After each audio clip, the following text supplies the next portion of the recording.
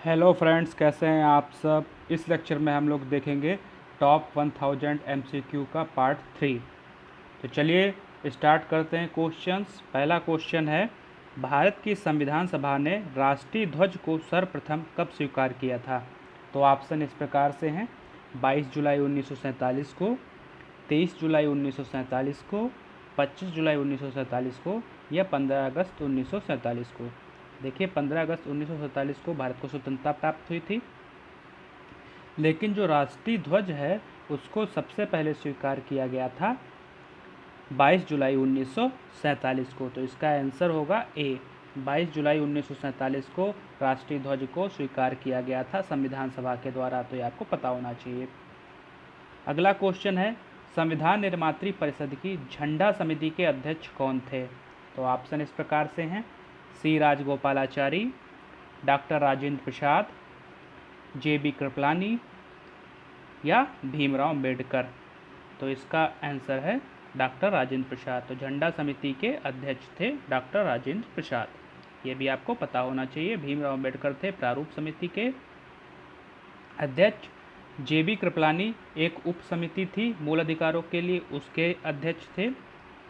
तो ये आपको पता होना चाहिए। इसका आंसर होगा बी, राजेंद्र प्रसाद। देखिए, एक झंडा समिति 2 अप्रैल 1931 को भी गठित की गई थी। 2 अप्रैल 1931 को एक झंडा समिति गठित की गई थी, जिसके अध्यक्ष थे सरदार वल्लभ भाई पटेल। लेकिन ये जो झंडा समिति है ये संविधान सभा से संबंधित है, और संविधान सभा की जो झंडा समिति थे उसके अध्यक्ष थे राजेंद्र प्रसाद। इसमें अन्य सदस्य जो थे वो अबुल कलाम आज़ाद थे, सरोजनी नायडू थी, सी राजगोपालाचारी थे, के.एम. मुंशी थे और भीमराव अम्बेडकर। ये सब इसके सदस्य थे, लेकिन अध्यक्ष डॉक्टर राजेंद्र प्रसाद थे। और 2 अप्रैल 1931 को जो कांग्रेस का अधिवेशन हुआ था कराची में, उसमें जो झंडा समिति गठित की गई थी उसके अध्यक्ष थे सरदार वल्लभ भाई पटेल। तो याद रखिएगा, कंफ्यूज मत कीजिएगा, ये झंडा समिति संविधान सभा वाली है, जिसको तदर्थ झंडा समिति भी कहते हैं। तो तदर्थ झंडा समिति जो थी उसके अध्यक्ष राजेंद्र प्रसाद थे। चलिए अगला क्वेश्चन देखते हैं, संविधान सभा में भारतीय संविधान का तृतीय वाचन कब प्रारंभ हुआ था। ऑप्शन इस प्रकार से हैं, 14 नवंबर 1949, 14 नवंबर 1948, 17 नवंबर 1949, 25 नवंबर 1949।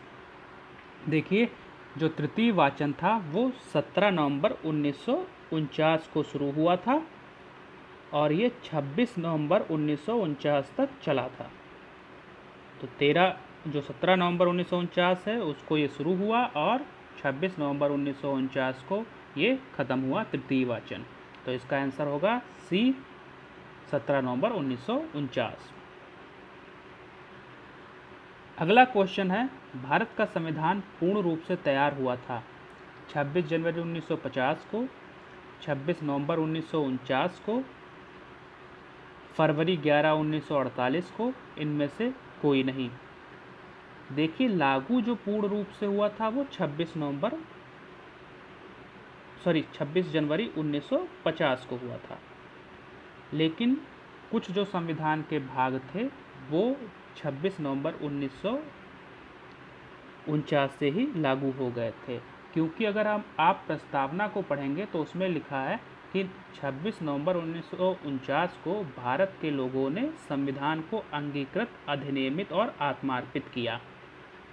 तो इसमें 26 नवंबर 1949 का जिक्र है प्रस्तावना में। तो इसलिए भारत का संविधान पूर्ण रूप से तैयार जो हो गया था वो 26 नवंबर 1949 को हो गया था, लेकिन लागू हुआ 26 जनवरी 1950 को। तो इसका आंसर होगा 26 नवंबर 1949। अगला देखते हैं, भारतीय संविधान को संविधान सभा द्वारा अंगीकृत किया गया था। तो इसमें ये क्वेश्चन कई रूप से पूछा जा सकता है। जैसे पूर्ण रूप से तैयार कब हुआ तो वो 26 नवंबर 1949 को होगा, और अंगीकृत कब किया गया जैसा कि मैंने अभी आपको प्रस्तावना पढ़ के सुनाया तो वो भी 26 नवंबर 1949 को ही अंगीकृत किया गया था। तो क्वेश्चन पूछे जा सकते हैं कई तरीके से, तो आप कंफ्यूज ना हो इसलिए मैंने 2-3 तरीके के क्वेश्चन डाल दिए हैं इस स्लाइड्स में। तो इसका आंसर होगा ए, 26 नवंबर 1949 को। अब अगला क्वेश्चन है, संविधान जो है वो लागू कब हुआ था। तो आप यहाँ पे देखिएगा, अंगीकृत कब किया गया था 26 नवंबर 1949 को, लेकिन लागू हुआ था 26 जनवरी 1950 को। तो याद रखिएगा, लागू होना पूछा जाए तब 26 जनवरी 1950, क्योंकि इसमें पूर्ण रूपेण लागू होने की बात की जा रही है। कुछ प्रावधान तो लागू हो गए थे 26 नवंबर 1949 से ही। तो इसका आंसर होगा ए, 26 जनवरी 1950। अगला क्वेश्चन है, भारतीय संविधान को अपनाया गया था संवैधानिक सभा द्वारा, ब्रिटिश संसद द्वारा, गवर्नर जनरल द्वारा या भारतीय संसद द्वारा। तो उसमें भारतीय संसद थी नहीं, गवर्नर जनरल का भी कोई इसमें रोल नहीं था, ब्रिटिश संसद का भी नहीं था, क्योंकि जो हमारी संविधान सभा थी वो एक संप्रभु संस्था थी। तो इस तरीके से ए हो जाएगा, संवैधानिक सभा द्वारा। ये संवैधानिक सभा कैबिनेट मिशन के प्रस्ताव पर गठित हुई थी और इसी के माध्यम से हमारे संविधान को बनाया गया और उसे अपनाया गया। तो इसका आंसर होगा ए, संवैधानिक सभा द्वारा। भारतीय संविधान को 26 नवंबर 1949 को किसके द्वारा अधिनियमित किया गया था। तो मैंने इस क्वेश्चन को क्यों डाला है, क्योंकि इसमें दूसरी तरीके से इस क्वेश्चन को पूछा गया है कि किसके द्वारा अधिनियमित किया गया था। तो यहाँ पर भी संविधान सभा ही आंसर होगा, क्योंकि अधिनियमित या अंगीकृत ये सभी वर्ड एक ही होते हैं, बस पूछने के तरीके अलग हैं। तो इसका आंसर होगा ए, संविधान सभा द्वारा। भीमराव अंबेडकर का संविधान सभा में निर्वाचन हुआ था पश्चिम बंगाल से, बम्बई प्रेसिडेंसी से, तत्कालीन मध्य भारत से या पंजाब से। तो इसका आंसर होगा बम्बई प्रेसिडेंसी से। तो बम्बई प्रेसिडेंसी के पूना संसदीय क्षेत्र से उपचुनाव में ये निर्वाचित हुए थे भारतीय संविधान सभा के लिए। अब यहाँ पे उपचुनाव के माध्यम से क्यों निर्वाचित हुए थे, तो 1946 में जब संविधान सभा के लिए चुनाव हुआ था तो भीमराव अंबेडकर जो थे वो अविभाजित भारत से बंगाल प्रांत के पूर्वी भाग से चुने गए थे, और जब पाकिस्तान का बंटवारा हो गया, ये क्षेत्र पाकिस्तान में चला गया, तब जो अंबेडकर जी थे वो पूना संसदीय क्षेत्र से उपचुनाव में खड़े हुए और भारतीय संविधान सभा में सम्मिलित हुए। तो अगर सर्वप्रथम पूछा जाए तो वो बंगाल प्रांत से निर्वाचित हुए थे, लेकिन जब बंगाल प्रांत का जो हिस्सा पाकिस्तान के अंतर्गत चला गया, अर्थात पूर्वी पाकिस्तान के अंतर्गत चला गया, तब ये बम्बई प्रेसिडेंसी के पूना संसदीय क्षेत्र से उपचुनाव में निर्वाचित हुए थे भारतीय संविधान सभा के लिए। तो इसलिए इसका आंसर बी आप बम्बई प्रेसिडेंसी ही मानिए, क्योंकि इसमें जो ऑप्शन है उस हिसाब से पश्चिम बंगाल है, तत्कालीन मध्य भारत है, पंजाब है। तो इसके लिए इसमें सबसे सुटेबल आंसर बी ही होगा, बम्बई प्रेसिडेंसी से। अगला क्वेश्चन है, डॉक्टर भीमराव अंबेडकर का जन्म और मरण कब हुआ था। तो इनका जन्म हुआ था 14 अप्रैल 1891 को, मध्य प्रदेश में इनका जन्म हुआ था। मध्य प्रदेश का एक स्थान है महू, तो महू मध्य प्रदेश में इनका जन्म 14 अप्रैल 1891 को हुआ था, और 6 दिसंबर 1956 को इनकी मृत्यु दिल्ली में हुई थी। तो दिल्ली में इनकी मृत्यु हुई थी और मध्य प्रदेश में इनका जन्म हुआ था। तो इसमें इनका आंसर होगा 1891 और 1956, बी। चलिए अगला क्वेश्चन देखते हैं, किस वर्ष में जन गण मन को भारत के राष्ट्रगान के रूप में अपनाया गया। तो पहला ऑप्शन है 1948 में, दूसरा ऑप्शन है 1949 में, तीसरा ऑप्शन है 1950 में और चौथा ऑप्शन है 1951 में। तो जनगण मन को 24 जनवरी 1950 को अपनाया गया था। तो 24 जनवरी 1950 को जनगण मन को अपनाया गया था, और इसी दिन राष्ट्रगीत को भी अपनाया गया था। राष्ट्रगीत क्या है हमारा, वंदे मातरम। साथ ही साथ इसी दिन जो पहले राष्ट्रपति थे राजेंद्र प्रसाद, उनको भी स्वीकार किया गया था। तो इस तरीके से इसका आंसर होगा सी, 1950 में। अगर डेट पूछी जाए तो 24 जनवरी। राष्ट्रगान जो हम गाते हैं वो 52 सेकंड में गाते हैं, और इसका जो छोटा संस्करण होता है, छोटा वर्जन जो राष्ट्रगान का होता है, वो 20 सेकंड में गाया जाता है। तो ये दो चीज़ें मैंने आपको और बता दी। ये 52 सेकंड वाला तो आपको पता ही होगा, लेकिन जो ये छोटा इसका वर्जन होता है उसको 20 सेकंड में गाया जाता है, ये आप याद रखिएगा। अगला क्वेश्चन है, भारत शासन द्वारा राजकीय चिन्ह कब अंगीकृत किया गया था? तो भारतीय शासन द्वारा राजकीय चिन्ह को कब अंगीकृत किया गया था? राजकीय चिन्ह हमारा क्या है? राजकीय चिन्ह हमारा है अशोक का सिंह स्तंभ। देखिए जो अशोक का स्तंभ है सारनाथ का, उसमें ऊपर जो 4 सिंह हैं उसी को मुख्य रूप से हमारा राजकीय चिन्ह स्वीकार किया गया है। उसके नीचे 4 पशु आकृतियाँ भी हैं और एक चक्र है, चक्र में 24 तीलियाँ हैं और 4 पशु आकृतियाँ हैं। वे 4 पशु आकृतियाँ क्या हैं ये आप मुझे कमेंट में बताएंगे। तो राजकीय चिन्ह को 26 जनवरी 1950 को अपनाया गया था और ये सारनाथ वाराणसी में स्थित जो अशोक का सिंह स्तंभ है उसका शीर्ष जो है उसको राजकीय चिन्ह के रूप में स्वीकार किया गया है। तो आप बताएंगे इस पे 4 पशु आकृतियाँ कौन है जो उसके धरातल पे हैं? मतलब कि मैं स्तंभ की बात कर रहा हूँ, राजकीय चिन्ह की बात नहीं कर रहा हूँ। स्तंभ के जो आधार पे 4 आकृतियाँ हैं उसका नाम आपको हमें बताना है। अगला क्वेश्चन है, संविधान सभा के वयस्क मताधिकार को 15 वर्ष के लिए स्थगित करने की बात किसने की थी? राजेंद्र प्रसाद ने, जवाहरलाल नेहरू ने, मौलाना आज़ाद ने या डॉक्टर भीमराव अम्बेडकर ने? तो इसका आंसर होगा सी, मौलाना आज़ाद ने।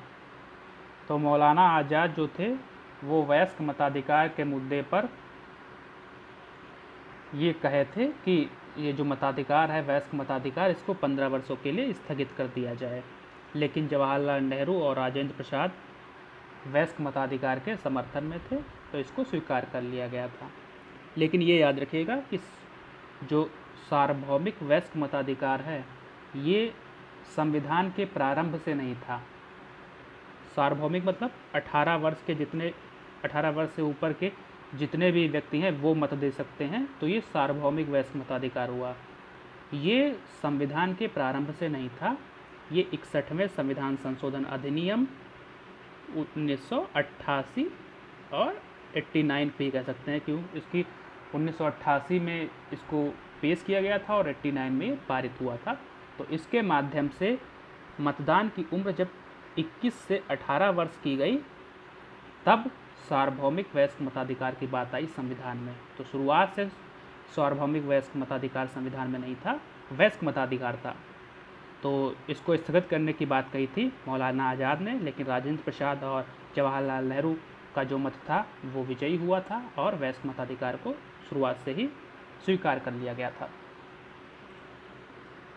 अगला क्वेश्चन है, किसने कहा था संविधान सभा कांग्रेस की थी और कांग्रेस भारत था? ऑस्टिन, CR एटली, विंस्टन चर्चिल, लॉर्ड माउंटबेटन? तो ये संविधान सभा कांग्रेस थी और कांग्रेस भारत था, ये वक्तव्य ग्रेनविले ऑस्टिन का था। तो किसने कहा था ये? ग्रेनविले ऑस्टिन ने।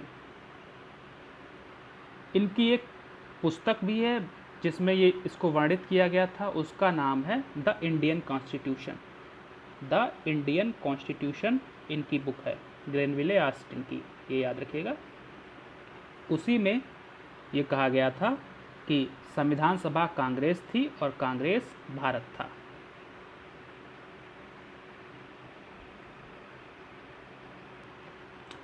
अगला प्रश्न है, संविधान सभा में कुल कितनी महिला सदस्य थी? 15, 13, 12, 10? तो संविधान सभा में कुल 15 महिला सदस्य थी, जिसमें मुख्य जो थी वो विजय लक्ष्मी पंडित थी, सरोजनी नायडू थी, सुचेता कृपलानी थी, राजकुमारी अमृत कौर थी, कमला चौधरी थी और भी कई थी, 8-10 और भी थी। इसमें एक हंसा मेहता भी थी, रेणुका राय भी थी। तो मुख्य जो हैं विजय लक्ष्मी पंडित, राजकुमारी अमृत कौर, सरोजनी नायडू, सुचेता कृपलानी, हंसा मेहता, ये मैंने आपको बता दिया है।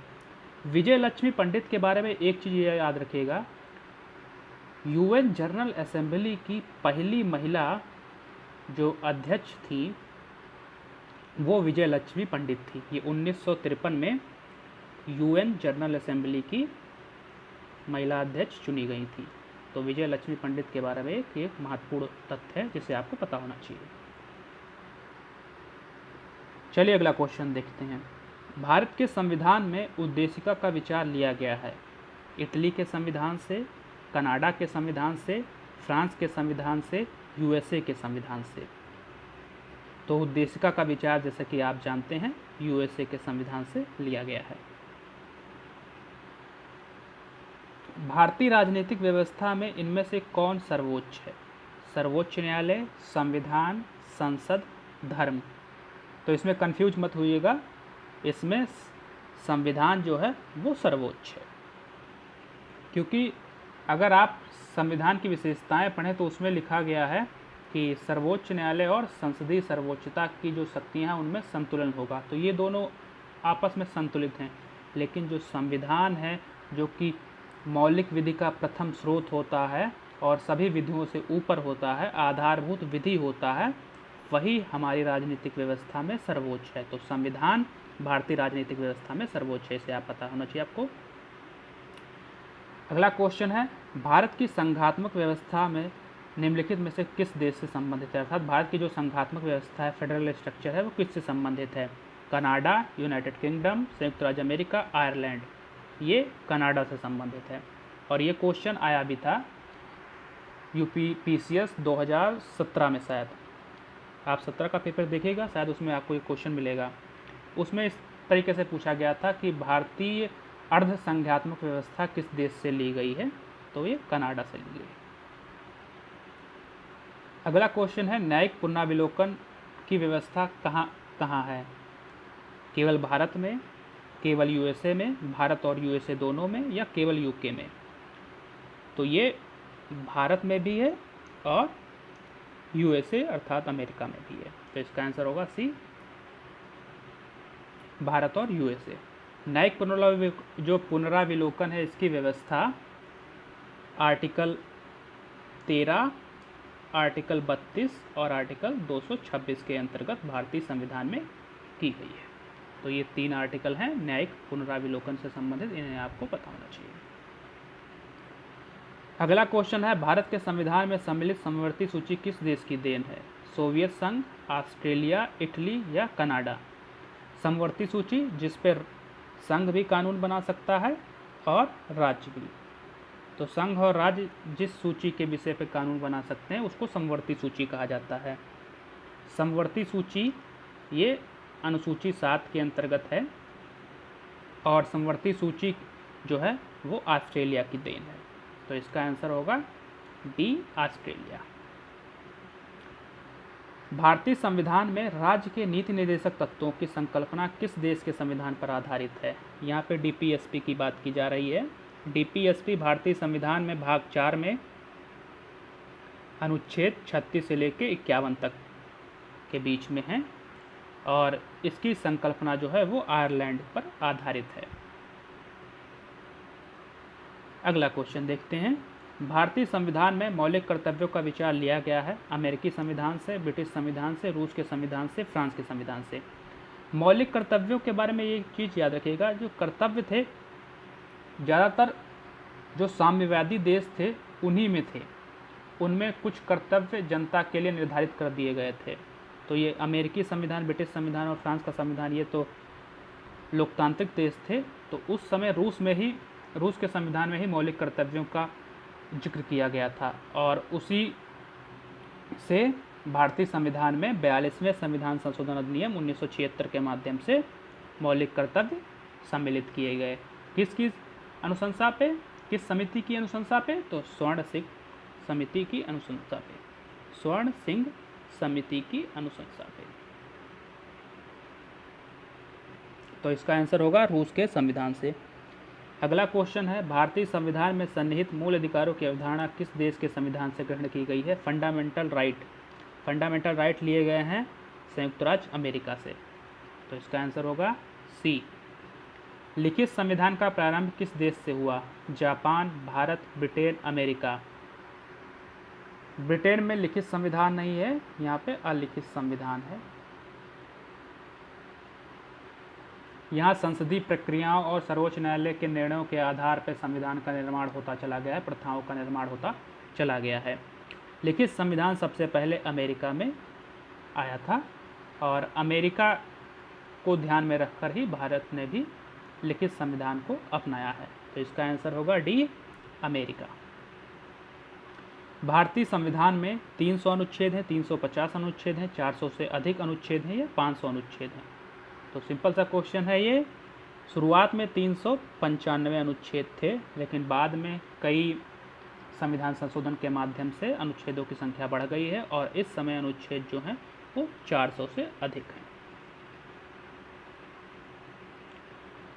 भारतीय संविधान में आरंभ में कितने अनुच्छेद थे? तो अभी मैंने आपको पिछले ही क्वेश्चन में बताया कि 395 अनुच्छेद संविधान के प्रारंभ में थे। तो प्रारंभ की बात की जा रही है, तो इसका आंसर होगा सी, 395।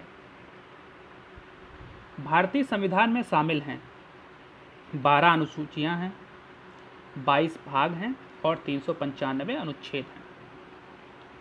तो 22 भागों में 395 अनुच्छेद हैं और 12 अनुसूचियां हैं।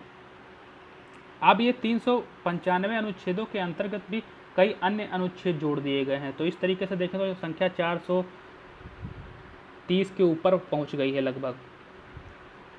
एग्जैक्ट फिगर मुझे नहीं मालूम है, लेकिन ये 430 के ऊपर है ये संख्या। लेकिन अगर अनुच्छेदों का जिक्र किया जाए तो 395 अनुच्छेद तो 395 ही हैं, लेकिन उसमें कई अनुच्छेद और ऐड कर दिए गए हैं। तो इसका आंसर होगा ए, 395 अनुच्छेद, 22 भाग और 12 अनुसूची। भारतीय संविधान में कितनी अनुसूचियां हैं? भारतीय संविधान में 12 अनुसूचियां हैं। संविधान जब लागू हुआ था तब 8 अनुसूचियां थीं। उसके बाद में 4 अनुसूची और जोड़ी गई हैं। इस समय 12 अनुसूची हैं। 9वीं अनुसूची, 10वीं अनुसूची, 11वीं अनुसूची, 12वीं अनुसूची, ये 4 बाद में जोड़ी गई हैं। 9वीं अनुसूची जोड़ी गई पहले संविधान संशोधन अधिनियम 1951 के माध्यम से। इसमें कहा गया कि अगर कोई भी जो कानून है 9वीं अनुसूची में डाल दिया जाएगा तो उसकी न्यायिक पुनरावलोकन की जो शक्ति है सर्वोच्च न्यायालय की, वो सीमित हो जाएगी। फिर 10वीं अनुसूची, ये दल बदल कानून से संबंधित है। ये 52वां संविधान संशोधन हुआ था 1985 में, उसके अंतर्गत शामिल की गई थी। ये दल बदल कानून से संबंधित है। 11वीं अनुसूची है वो पंचायतों से संबंधित है और 12वीं अनुसूची जो है ये नगर पालिकाओं से संबंधित है, नगर पंचायत से संबंधित है, जो अर्बन लोकल बॉडीज हैं उनसे संबंधित है 12वीं अनुसूची। तो 11वीं को जोड़ा गया था 73वें संविधान संशोधन के माध्यम से और 12वीं को जोड़ा गया था 74वें संविधान संशोधन अधिनियम के माध्यम से 1992। तो ये दोनों स्थानीय स्वशासन से संबंधित अनुसूचियां हैं। तो इस तरीके से कुल 12 अनुसूची हैं। अगला क्वेश्चन, भारतीय संविधान को कितने भागों में विभाजित किया गया है? तो भाग हैं 22। भारतीय संविधान में कितने भाग हैं? 22। नागरिकता से संबंधित प्रावधान संविधान के किस भाग में है? तो भाग 2 जो है वो नागरिकता से संबंधित है और इसमें अनुच्छेद 5 से लेकर 11 तक नागरिकता से संबंधित हैं। तो भाग 2, आंसर सी होगा इसका। भारतीय संविधान का कौन सा भाग संघ और राज्यों के बीच विधायी शक्तियों से संबंधित है? तो संघ और राज्यों के बीच जो विधायी शक्तियों का बंटवारा है वो किस भाग में है? तो इसका भाग 11 और अध्याय 1 जो है वो विधायी शक्तियों से संबंधित है, संघ और राज्यों की। अगला क्वेश्चन है, भारतीय संविधान की निम्न दी गई अनुसूचियों में कौन सी एक राज्य के नामों की सूची है तथा उनके राज्य क्षेत्रों का ब्यौरा देती है? तो पहली अनुसूची जो है राज्यों के नामों से संबंधित है और राज्य क्षेत्र का ब्यौरा भी इसके माध्यम से दिया जाता है। तो पहली अनुसूची राज्यों के नाम से है।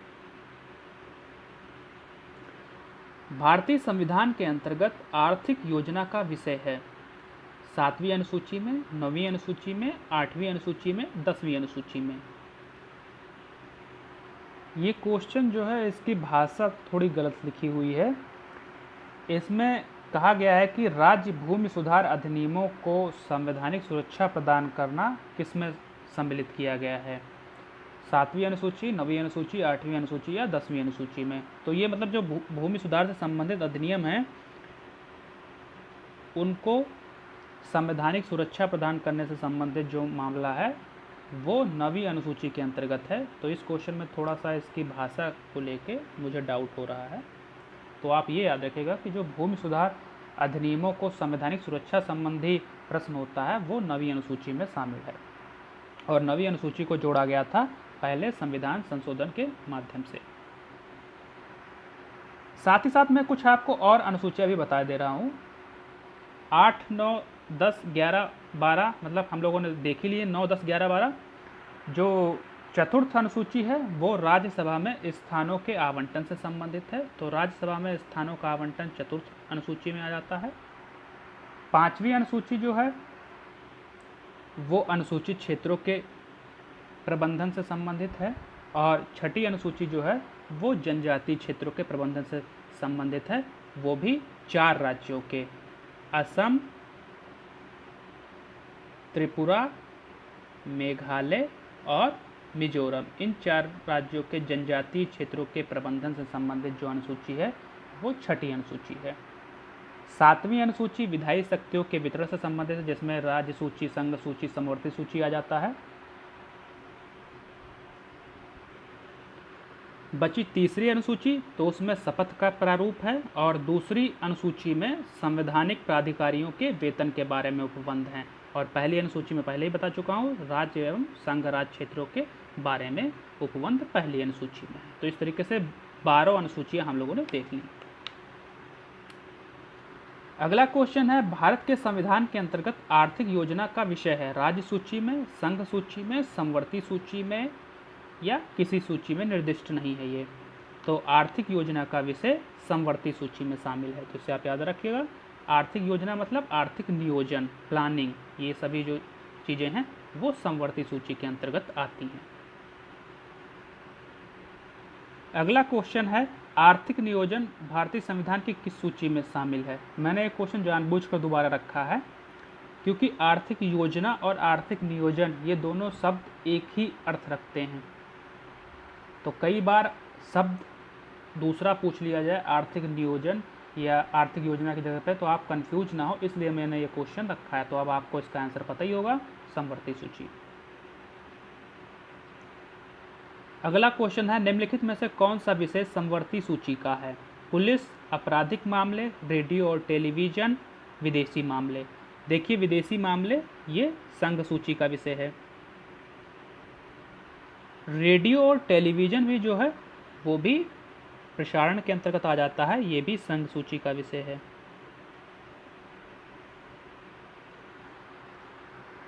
पुलिस जैसा कि हम जानते हैं ये राज्य सूची का विषय है। तो अब कौन सा आंसर बचा है इसका, आपराधिक मामले। तो आपराधिक मामले जो हैं वो समवर्ती सूची का विषय है। अगला क्वेश्चन है, निम्नलिखित में से कौन सी मद भारत के संविधान की समवर्ती सूची में है। जनसंख्या नियंत्रण और परिवार नियोजन, लोक स्वास्थ्य और स्वच्छता, प्रति व्यक्ति कर, निखात निधि। निखात निधि जो है वो राज्य सूची का विषय है।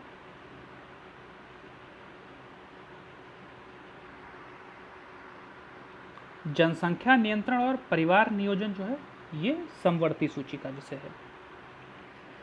लोक स्वास्थ्य और स्वच्छता ये भी राज्य सूची का विषय है,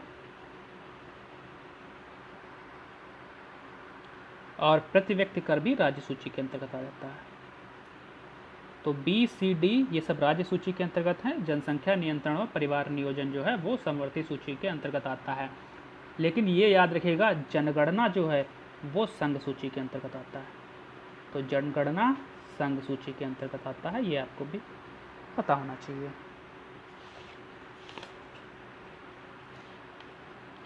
निम्नलिखित में से कौन सा विषय समवर्ती सूची का है। कृषि, शिक्षा, पुलिस, रक्षा। कृषि जो है वो राज्य सूची का विषय है, पुलिस भी राज्य सूची का विषय है, रक्षा संघ सूची के अंतर्गत आ जाता है। तो जो शिक्षा बचा है वो समवर्ती सूची के अंतर्गत है। इसको 42वें संविधान संशोधन अधिनियम 1976 के माध्यम से राज्य सूची से समवर्ती सूची में डाल दिया गया था। तो इसका आंसर होगा शिक्षा। अगला क्वेश्चन है, शिक्षा जो प्रारंभ में राज्य सूची का विषय था उसे समवर्ती सूची में स्थानांतरित किया गया 24वें संविधान संशोधन द्वारा, 25वें संविधान संशोधन द्वारा, 42वें संविधान संशोधन द्वारा या 44वें संविधान संशोधन द्वारा। तो इसका आंसर होगा 42वें संविधान संशोधन द्वारा इसे राज्य सूची से समवर्ती सूची में स्थानांतरित कर दिया गया। तो इस तरीके से हम लोगों ने देखे इस लेक्चर में लगभग 40 के करीब महत्वपूर्ण पॉलिटी के क्वेश्चन। तो इस लेक्चर में इतना ही। धन्यवाद।